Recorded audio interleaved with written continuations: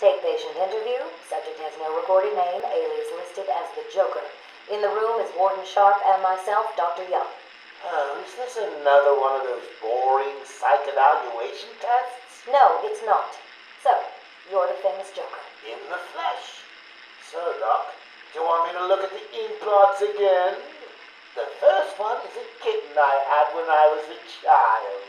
The second is, let's see, a dead elephant. The third is a... Funny. Now let's skip the jokes. Skip the jokes? Hey, Sharpie, didn't she get my permanent record? Be quiet, clown. Every doctor that has ever interviewed you claims a different type of psychosis. Everything from multiple personality disorders to, well, the list is endless. I do my best. Well, I don't believe it. Anything can be cured given the correct treatment. And you think you can cure me? Oh, I know I can.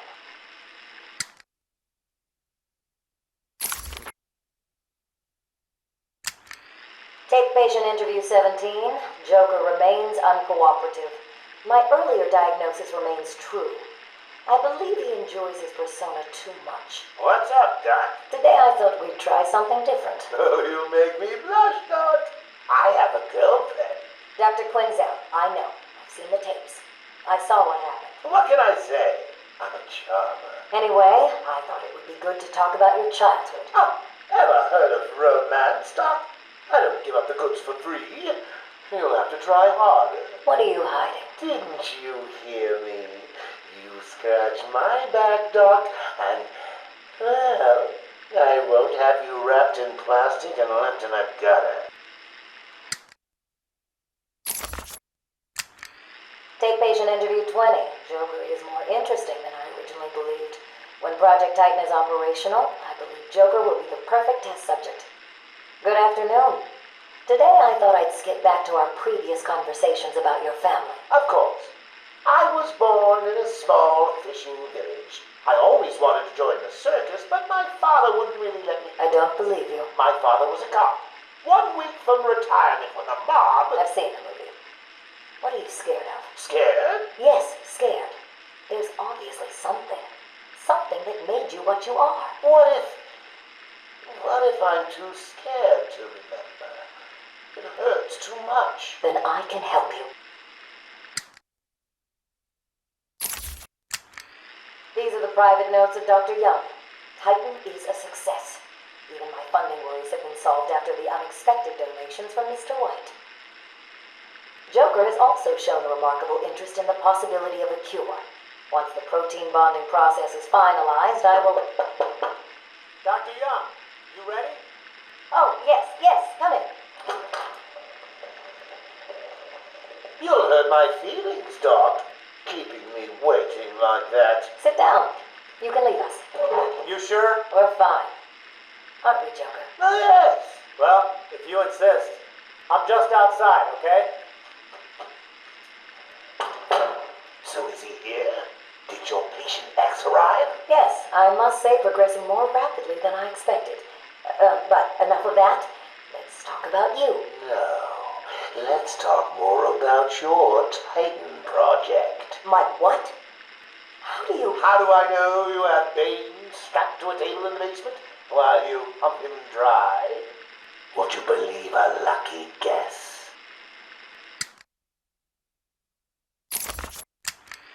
I've been a fool. Joker was behind it all. He's Jack White. He gave me the money, pulled the strings to release Bane. How could I not have seen it? He's been blackmailing me. He has a crazy plan to create an army of monsters. I want out, but... Hello? Hello? Dr. Young's office. Please hold for Mr. White. What? Hello, Doc. We need to talk. I'm not doing it, Joker. Do you hear me? Wait. How did you get access to a phone? Oh, yes. Sorry, Doc. Had to split. I hate small, confined spaces. Reminds me of my childhood. Another lie? Who knows? I certainly don't, but let's not get distracted with details. So, anyway, I want my monsters. I sent you back the money. I don't want it. Do I look like I care about money? I just want my monsters, Doc. And if you don't give them to me, well then, it won't be funny.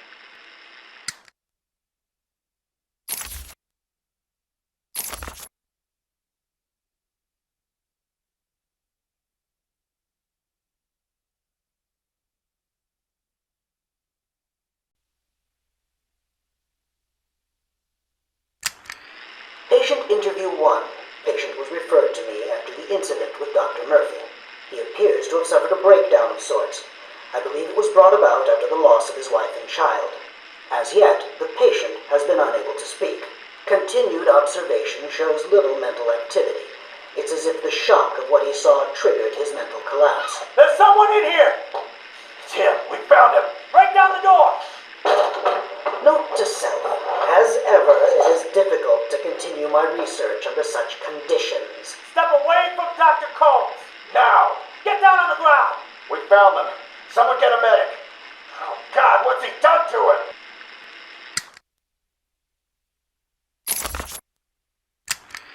Patient interview 6. Dr. Crane has been back in custody for 3 weeks. Regular sessions have been inconclusive. I am not sure he is actually insane. Good evening, Stephen. How are you tonight? I'm conducting the session, Jonathan. Of course. If that helps you cope, I wouldn't have it any other way. Let's talk about the events 3 weeks ago. What did you think you'd achieve? Dr. Murphy is still in therapy. I wanted to understand him. His personal demons, his fears. It's all quite fascinating, really. But you were a respected doctor. A brilliant mind. Now just another resident in Arkham. Can I have a drink? A strong one? This kind of question bores me. I'm afraid not. Interesting choice of words, Doctor. Tell me, what are you afraid of?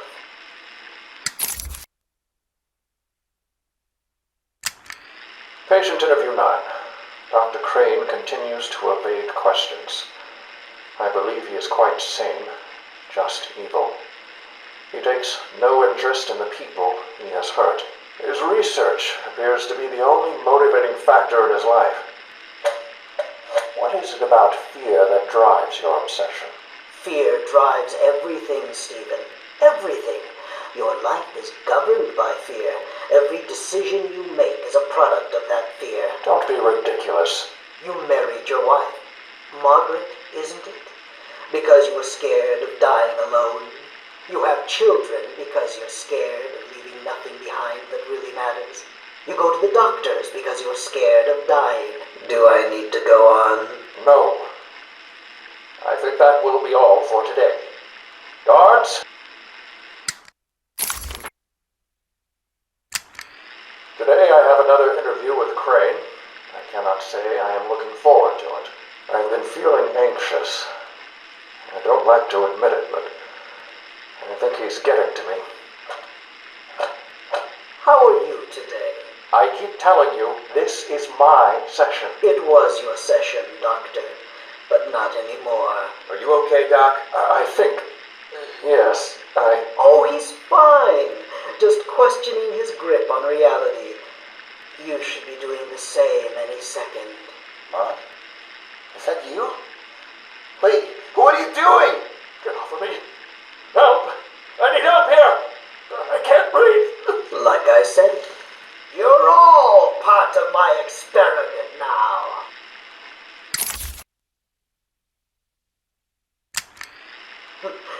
Asylum interview 1. My experiment is underway. Working alone, I have created my ultimate fear gas. Its potency, a revelation. They're all over me! Please, Daddy. Don't do it! Give one. I have pumped enough gas into the medical center to break 100 minds. It should only be a matter of time before... What? Give it up. Now! How are you still standing? How come it's not affecting you? Who says it's not? I knew it. What was it like? What have you seen?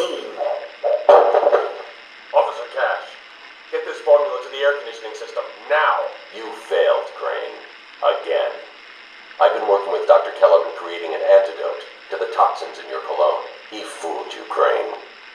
How does that make you feel? Threatened? Humiliated? Scared? Patient interview 21. Patient's name is Edward Nigma, also known as the Riddler. So, Edward, Warden Sharp tells me you've been leaving threatening riddles scrawled on the asylum walls. Again. One would have to be severely paranoid to read threats into harmless riddles, Dr. Young. May I test you with one? Very well. What is it that walks on 4 legs, then 2 legs, and finally 3 legs? A human being. As a baby, it crawls on 4 legs. As an adult, it walks on 2. And in later years, it uses a cane. Good try. But the answer to all 3 is a baby. True, it crawls on all 4s, but cut off its legs and it can only wiggle on 2 limbs. Give it a crutch, it can hobble around on 3. You see? It's horrible. How can you even joke about that? Easily, Doctor. It's not my baby. Taped interview 39. Patient's name is Edward Nigma. At this point in time, I've yet to decide if Mr. Nigma is a suitable candidate for the Titan process. I'd like to talk about your childhood. Miserable. Next. By all accounts, that is where your fascination with riddles began. I believe discussing those years could explain your compulsive behavior. Very well. My father hated me. Always called me a moron. I see. I was determined to prove him wrong, so I entered a contest at school. A $20 prize to the kid who could figure out an almost impossible logic problem. I won, of course. And that pleased your father? Hardly. He was convinced I had cheated. He kept yelling, "You must have cheated! Admit it, you moron! You cheated!" I swore I didn't, and he hit me for lying. I'm sorry to hear that, Edward. Don't be. He was right. Patient interview 44. This is yet another interview with Edward Nigma. I have yet to make up my mind whether he's a genius or just deluded. Whichever one he is, just being in his company is both irritating and exhausting. Hello, Miss Young. You look tired. Anything you need my help with? No, thank you, Edward. I am here to help you. We all are. Forgive my arrogance, Doctor, but if you think I need your help, well, you're in the right place. Let's look at it a different way. Throughout your career, you have specialized in bizarre traps and convoluted clues that more often than not result in the death of the unfortunate participants. And if the citizens of Gotham were smarter, my games would be merely an amusing diversion. Instead of death traps. You really should be thanking me. Weeding out the ignorant, the stupid, the useless. But don't worry, I'm sure you would survive. What a lovely photo on your desk, Doctor. Your family? Mother, perhaps. Put that down. Get out. Guards! Let's discuss your obsession with Batman. Hardly an obsession, Miss Young. I simply feel an obligation to expose him. You know who he is? More important, I know what he is. What do you mean? It's obvious. The mask, the weapons, the scare tactics. He's a criminal. No different than Joker, Two-Face, or myself. Most people consider him a hero. Most people are idiots. They can't see Batman for the villain he is. Riddle me this. How did he get his car and his gadgets? I don't... With money stolen from the criminals he defeats. Why does Gordon turn a blind eye to his antics? Batman bribes him. The answers are right in front of your stupid, gawking face. Edward, please, calm down. Wake up, Gotham! No sane, law-abiding man does those things. No one's that selfless. Batman is as vile as they come. Security! Security! This is my final interview with Edward. I have gone as far as I can. I can no longer tolerate his mood swings and tantrums. I have more important work to be getting on with. He will be transferred to Dr. Whistler's care as of next week. Good morning, Doctor. How are you today? Fine, thank you, Edward. You're in a good mood. I'm always in rare spirits when I'm about to be released. Edward, You know you don't come up for parole for another 3 years. First thing I'll do is have dinner at that Italian place on 19th Street. Seriously, Edward. I only hope Joker hasn't completely trashed the city. Oh well, I'm sure I'll find out soon enough. Wait, have you been in contact with the Joker? He escaped Arkham weeks ago. And yet, one hears things. What things? What have you heard? Oh, something about a surprise party for Batman. I forget the rest. You know Joker. Yak. Edward, if you know anything, you have got to tell me. Lives could be at stake. What did Joker say? You forget, Doctor. I'm the one who asks the riddles. Taped patient evaluation 1. Patient name is Victor Zaz. Diagnosed clinically insane after the murder of at least 20 women in the Gotham area. Hello, Victor. I'm Dr. Cassidy. Seeing as this is our first session, let's spend some time getting to know each other. I don't need to know you, Miss Cassidy. Everything is meaningless.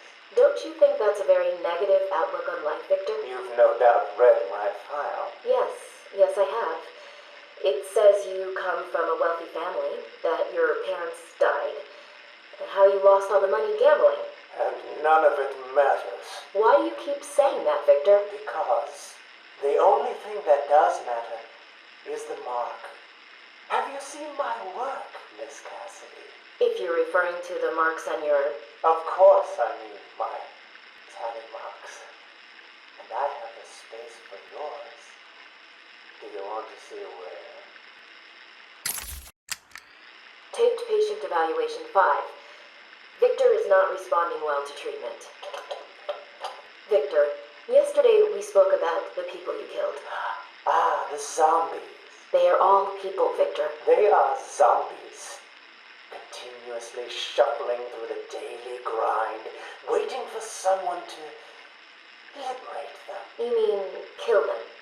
The police report states that you've murdered, or liberated if you like, 20 young women in the last 3 months. Each had her throat slit and was left posed. They were all lucky to be chosen to receive my gift. I doubt they would agree with you. Really? How about you, Miss Cassidy? As you take the elevator to your apartment each night, open the 6 locks to apartment 433. Remember you forgot to buy your cat food.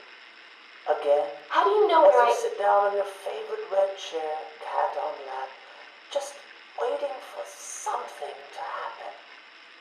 I can make it happen, Sarah. I am your salvation. Patient's name is Victor Saz. For the record, the patient has transferred from Dr. Cassidy, who is on leave after the incident last week. Hello, Victor. Please, take a seat. Guards, you can leave us. Sorry, Doctor. Warden's orders. I can't leave you alone with him. I understand. Hello, Victor. How are you feeling today? Victor, I can't help you if you don't speak. Depressed. Does that help you? Can you get into my mind, Doctor? Why depressed? I'm just thinking about the one that got away. The one I chose. I needed the mark. I want the mark! Victor has been more subdued recently. Response to medication has been poor. Cutting. Hello, Victor. Cutting. Is there anything you'd like to talk about today? Cutting. Victor! This is going nowhere. Cutting. Guards! Cutting. Get him out of here! You heard the doctor. Get out. Cutting. Didn't you hear me? He's got a knife! Ah! Get a trike in him! Get a trike in him! Oh, God! He's on Bill! He's cutting him! Get him off! Get him off! We need help here! Victor has been in isolation since the attack on Zagar last week. As I wait for him to be brought up to me, I have had time to review his notes. I am increasingly worried he cannot be cured. He has no empathy for his victims. Deep down, I believe he views all of us as potential victims. Doc, are you okay? What's happening? It's Zaz. He broke out of isolation. He's gone. Oh, God! Don't worry, Doc. You're in the safest place. He's definitely left the island. Of course. But someone needs to alert the authorities. He'll need to kill again. Do you understand me? Needs to. Oh no. He's gone after Dr. Cassidy.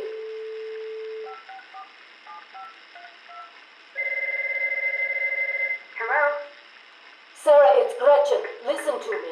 For the love of... Hold on. There's someone at the door. Sarah, do not answer the door. Can you hear me? Do not answer the door. It says he's free. Is he here yet? You're kidding me, right? That thing's not a man. My God! Hello. My name is Dr. Gretchen Whistler. Do you understand me? Yeah, I hear you, bitch. So when's dinner? I'm getting hungry. Taped patient session 2.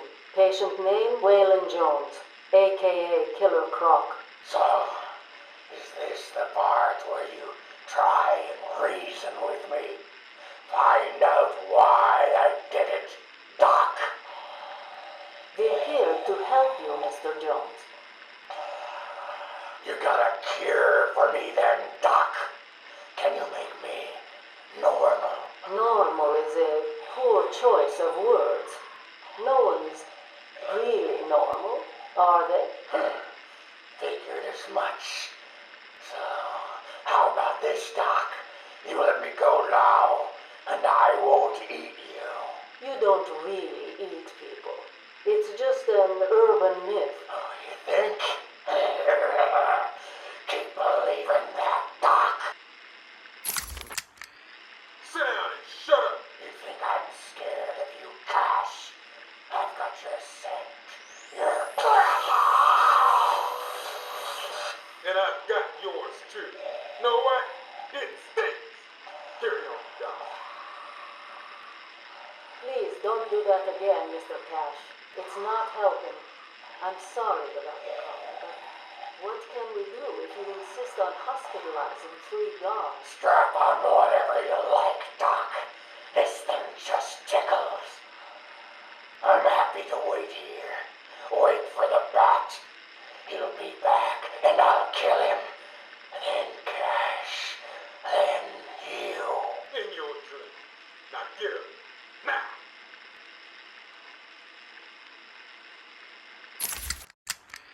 Patient interview, Waylon Jones. Progress has been slow. What happened back in that house? Just business. Business? What kind of business practices result in a house full of mutilated corpses? I don't like having my time wasted. Someone doesn't pay. They need a lesson. They owed me. So you killed them, tore up their bodies. The police never found all the pieces. They should have looked in the sewers. Are you saying you hid them there? After a while. Usually takes about 8 hours. Time to go, Croc. Get up. Patient interview. Waylon Jones, a.k.a. Killer Croc. Last night, the patient was pacified after a breakout attempt. Gardarin Cash is in hospital. Reports state that the patient attacked Cash and in the struggle consumed his left hand. Cash is lucky to be alive. He lost a lot of blood. Me too. I nearly choked on that bony hand of his. That's disgusting. He could have died. He's just food to me. And once I get a taste, I want the rest of the meal. You know what I mean. Get him out of here. Now. Got your scent too, lady. I'll see you around. Tick tock, tick tock. Patient interview. Pamela Lillian Isley, November 12th, 11:33 a.m. Good morning, Pamela. How are you today? Fine. Today is a special day. What do you mean? This is the anniversary of my new life. When I found my true self, my destiny. Are you referring to the event with Dr. Woodrow? Yes. What else? Of course, at the time, I thought Jason had poisoned me. But in retrospect, he did me a huge favor. And why do you believe what he did has helped you? He showed me the bigger world. A world I should protect. Of course, my first offer was rejected. Offer? You tried to kill everyone in Gotham. Well, sometimes you need to prune back hard in order to make something flourish. Patient interview, Pamela Lillian Isley, November 14th, 10:21 a.m. Hello, Pamela. Today I'd like to go back to something you said in our last conversation. Ask me anything you like. You said your first offer to help Gotham was rejected. How can you possibly believe that? What do you mean? You released thousands of poisonous spores into Gotham, killed hundreds of people. How does that help anybody? I'm not interested in bodies, Doctor. Horrible fleshy sacks walking around destroying my poor babies with their greed and arrogance. But aren't you one of those fleshy sacks? Were a doctor too. How can you turn your back on us? Quite easily as it happens. But not you, Stephen. You're different. I feel we have a connection. Really? You do? Of course.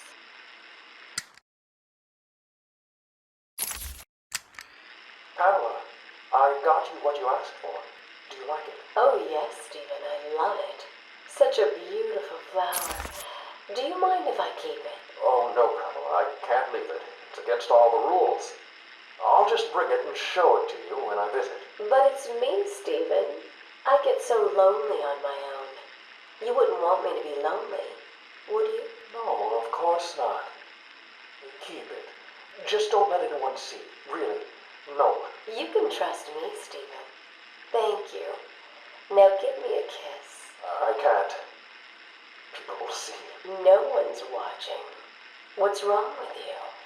Don't you love me? Call me Ivy. Of course I love you. Where is Dr. Kellerman? How should I know, Warden? It does seem careless of you to have lost him. I have no time for your games, Miss Isley. Tell me where you have him. We have security footage of you and him leaving your cell last night. So? Do I need to spell it out? We know you hypnotized him, or whatever it is you do. We know he took you somewhere, but conveniently, security cameras across the island were mysteriously covered by leaves and flowers at 3 a.m. Now tell me what it is. I'm not saying a word unless you do exactly what I tell you to do. We found him, no thanks to you. The poor man could have died. So? He has a wife, a child. As do the plants he travels underfoot. The spores he breathes in and destroys have children. Why does he deserve anything more than them? You people ignore what is happening in front of your eyes. I refuse to put the welfare of plants before the welfare of people. And that is why you will lose. There's more happening than you know, Warden. It's all connected. Harleen Quinzel? Call me Harley. Everyone does. I'm surprised you want to intern here at Arkham. I've always had a thing for extreme personalities. You can't deny there's an element of glamour to these super criminals. I'll warn you right now, these are hardcore psychotics. Most would rather kill you than speak to you. I'm sure I'll be fine, Doctor. They'll eat you for breakfast. I mean it. 1 or 2 of them will enjoy it too. Be careful. Patient interview number 1. So I'm your first, am I, Toots? Well, you know what they say. You never forget your first time. I'll try to make it memorable for you. Oh, you already have. Tell me, why do you do the things you do? Why do you think I do it? Fame, notoriety, a desire to stand out from the crowd, a wicked sense of humor. You're good. How did you figure me out, Doc? I've had doctors poking around in here for years, and no one was as astute, and if you don't mind my saying, beautiful as you. Really? You're just playing with me. Well, you'll never know, will you? Unless... Unless what? Tell me. Care to tell me how these Simple, really. I put them there. Why? You don't like flowers? I think the guards would be interested to know you've been out of your cell. Oh, if you really were going to tell, you already would have. How do you know I haven't already? Oh, sweet. I like you. I really do. Even your name. Rework it a bit and we get... Harley Quinn, like the clown. I know, I've heard it before. It's a name that puts a smile on my face. It makes me think there's someone here I can relate to. Someone who might like to hear my secrets. Really? Go on. Not here, my dear. Too many ears and eyes. Come back tonight. I'll be ready for you.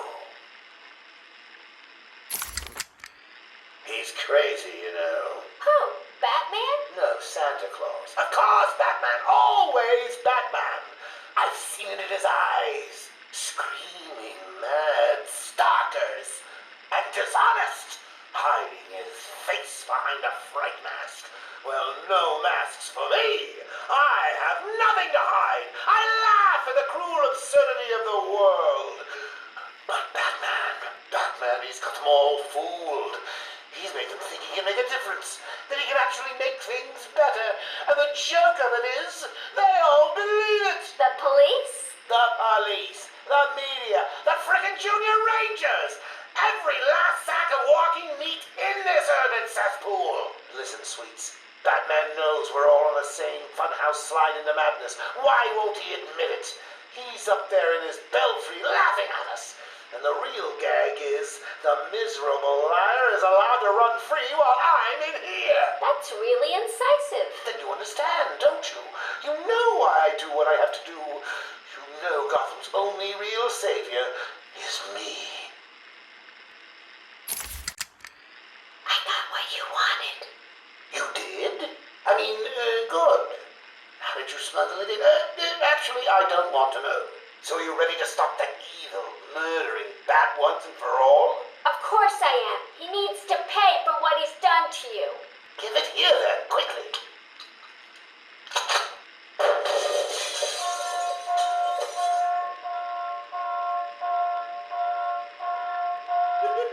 Come on, Doc. We've got ourselves a bat to kill. Doc's outputting. Say hello to your new and improved Harley Quinn.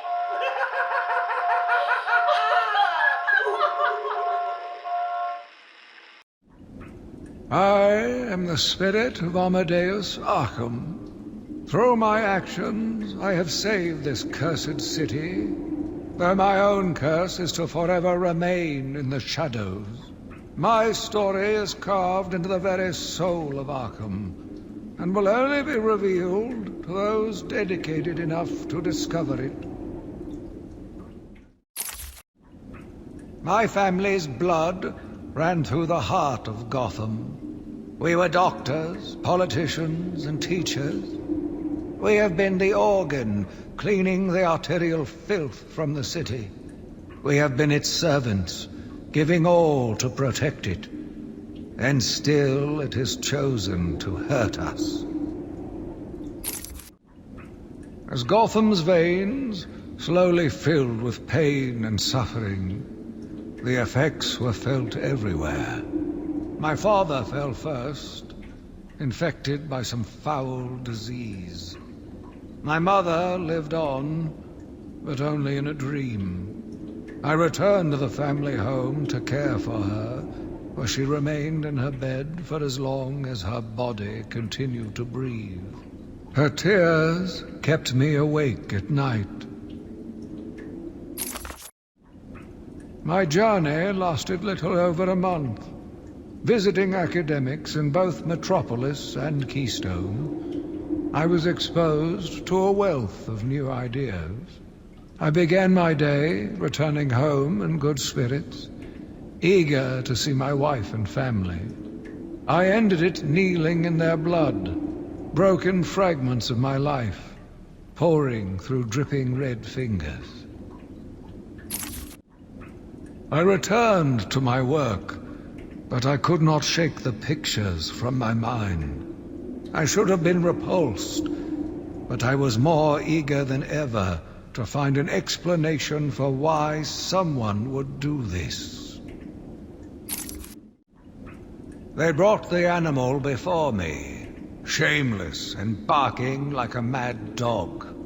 For what felt like days, I endured his boasts. He took pleasure recounting his actions, cataloguing his depraved crimes. What should have been revenge turned to pity. This poor dog needed my help. The island changed little over the years. Its reputation was in tatters, but I vowed to fix it. As the buildings were rebuilt, I saw the future. A bright, wonderful future. New brick, metal and paint covered old wounds. Fresh blood was injected into the body. Bright new minds came, and all swore to uphold our promises. We all knew we were the ones to fix this city, and the city would thank us. My family's killer stood in front of me. Years of therapy have deemed him sane. I was proud to see him walk free. In exchange for his liberty, the state required only a signature. He talked about wanting to walk in a park, how he longed to feel fresh air on his face. And then he took my father's fountain pen and killed my secretary. As he was subdued, he screamed out, pleading for forgiveness, for pity. But I had none. I watched as guards beat him to a stain on the floor. Spring was a turning point, a new beginning, a glorious realization of my true destiny. My family's killer perished in an unfortunate accident. These animals cannot be cured. Like dogs, they only respond to discipline. And if that fails, then I was afraid that these accidents would have to continue. I took a walk around my island. I passed by the penitentiary and felt nauseous at the thought of the filth it contained. I looked out over the Gotham Bay, and in the distance I saw lights. No doubt boats bringing more filthy degenerates to my city. I swore again to protect her from this darkness. I argued with the latest group of young, eager doctors. They bored me with theories and ideas, proving that they had no theories on how to cure these animals. Only one shared my vision. I offered her the chance to explore her dreams. She accepted. We'll make a good team. The Gotham police dragged a new patient to the island. They said he was responsible for the disappearance of hundreds of the city's vagrants. As I looked at his disgusting body, all scales and teeth, my mind ran free, dreaming of delicious punishments to break this monster. Doctors gathered around, poking it, examining, but only I knew what would cure him, once and for all. The beast was too strong. His animal savagery nearly cost me my life. I took my frustrations out on a lone patient. His case notes suggested he was a paranoid schizophrenic. His pleas, as I beat him to death, suggested much more. His confessions were illuminating. My path was clear. Every day I found the patients more distracting. Their insane mutterings and constant twitching disgusted me. There was only one way to cure this evil. Only one way to purify the city and ensure its future. I needed to prepare myself. I needed to be ready. I had a sudden pang of conscience. I sought counsel from my priest on the choices I had made. I asked him if it was a sin to kill in order to save a life.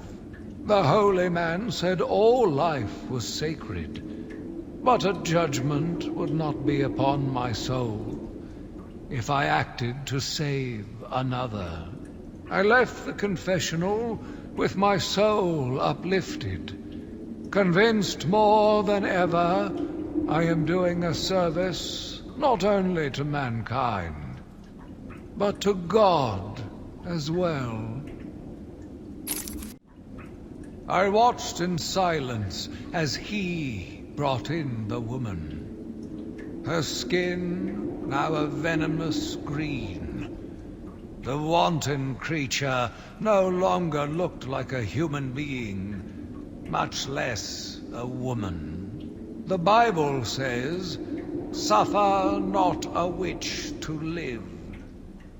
Yet he has once again delivered this female atrocity to our care.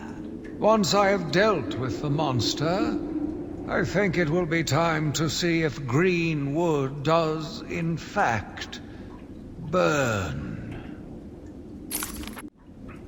Sitting in the darkness outside of his cell, I watched the crazed twitching, listened to the disgusting words that came from his mouth.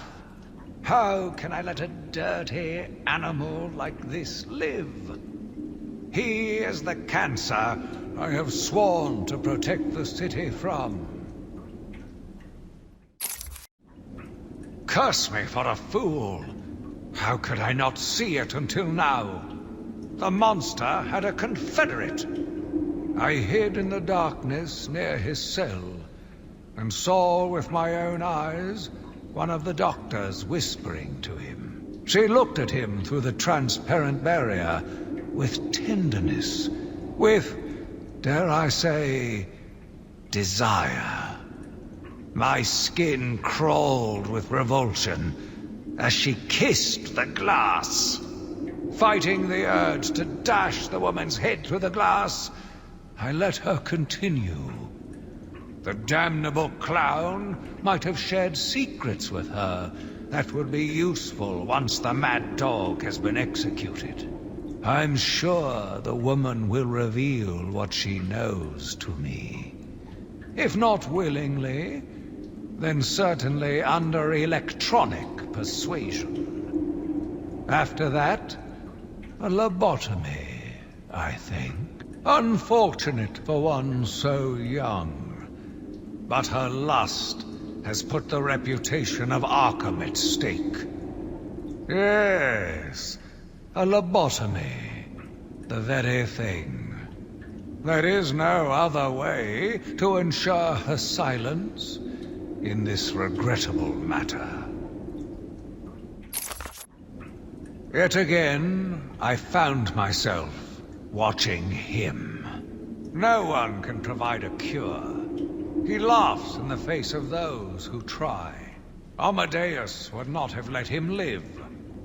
And neither should I. One last sip of cognac, and I was ready. He watched as I entered the cell. He smiled as I showed him the knife. I told him how I will use it, how I will cleanse this city. And then, terror. I was paralyzed. I struggled. I screamed, but I was silent. The monster looked at me, expressionless. He ran my blade slowly across my forehead. A smile cracked across his horrible porcelain face, and I heard the filth fall from his mouth.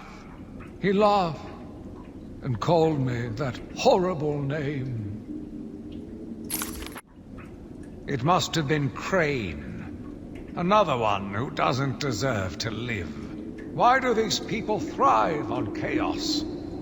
Joker, in particular, desired anarchy, and since his escape will no doubt wreak it upon my city.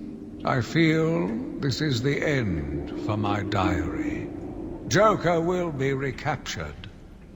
My story will be told. I am not afraid. If Arkham becomes my cell, then I will know I did my best. I will be remembered.